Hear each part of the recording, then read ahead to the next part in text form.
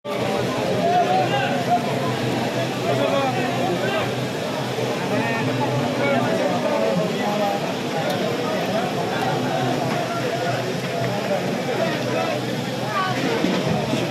আমি এসেছি কক্সবাজারের যে মাছের আড়ত, সেই মাছের আড়তে জেলেরা সারা রাত ট্রলারে করে মাছ ধরে সেই মাছের আড়তে নিয়ে এসেছেন বিক্রি করার জন্য। তারা এই মাছগুলো সাজিয়ে রেখেছে এবং এখান থেকে কিন্তু দেখা যাচ্ছে মাছগুলো পছন্দ করে এখান থেকে ক্রয় করে নিয়ে যাচ্ছে। বিভিন্ন প্রজাতির যে মাছ আছে সেই মাছ কিন্তু দেখা যাচ্ছে।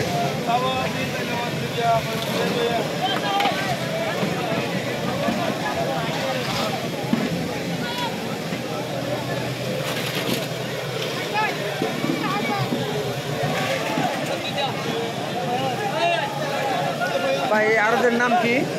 এই আড়তের নাম কি? মালিকের নাম না না, আড়তের নাম কি? এই এলাকার নাম কি? কক্সবাজার তো, এই আড়তের নাম আছে না একটা? ফিশারি আড়ত না? এখানে কি এই নদীর নাম কি পাশের? নদীর নাম বাঘখালী। সুপ্রিয় দর্শক, বাঘখালী নদী দিয়ে এই মাছগুলো কিন্তু মাছ ধরার যে ট্রলার সে নিয়ে এসে সমুদ্র থেকে নিয়ে এসেই কিন্তু এই আড়তে নিয়ে আসে।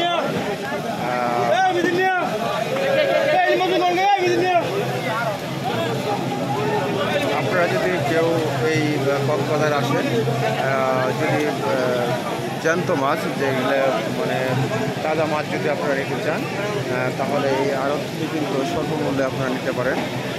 বিভিন্ন প্রজাতির মাছ কিন্তু এখানে পাওয়া যায় এবং তারা কিন্তু স্বল্প দামেই বিক্রি হচ্ছে। অন্য যেহেতু আড়ত, এই আড়তে কিন্তু একটি ব্যাগ ধরেই কিন্তু মাছ কিন্তু এখান থেকে নিচ্ছে। দেখুন এখানে যে মাছ যারা কিনতে আসছে তারা কিন্তু এই মাছ পছন্দ মতন তাদের যে মাছ সেই মাছগুলো তারা ক্রয় করার উদ্দেশ্যে মাপার কাজ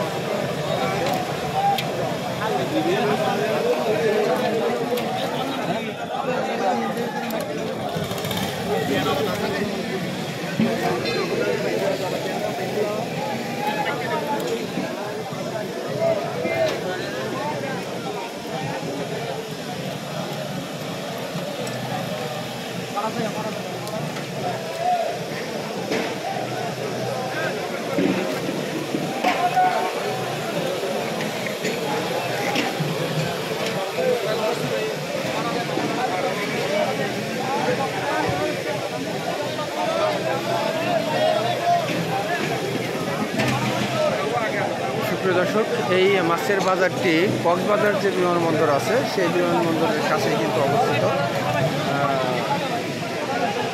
আপনারা যদি কক্সবাজার ঘুরতে আসেন আর যদি জ্যান্ত মাছ কিনতে চান, মানে তাজা মাছ, শুটকি জাতীয় মাছ নয়, তাহলে আপনারা এই আড়ত থেকে এসে কিনে নিয়ে যেতে পারেন।